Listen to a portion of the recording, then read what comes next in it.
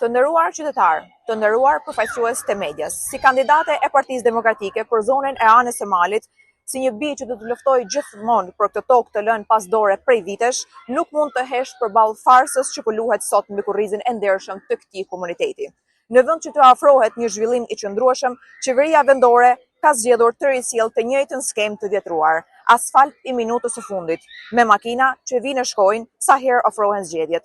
Papritur, pushteti zbulon anën e Malit, jo nga ndjenja e përgjegjësisë, por nga frika e humbjes. Kjo nuk është punë, kjo është propagandë.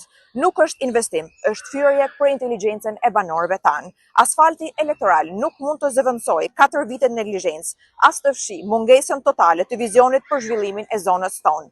Rruga që ndërtohet sot për të marrë votën do të shkatërrohet nesër bashkë me premtimin që s'u mbajt kurrë.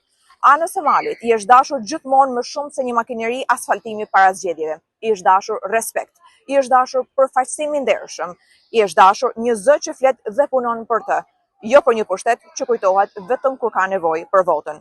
Si kandidate e Partisë Demokratike dhe si qytetare që jeton dhe ndan të njëjtat halle bashkë me ju, angazhohem jo për show televiziv, por për punë reale.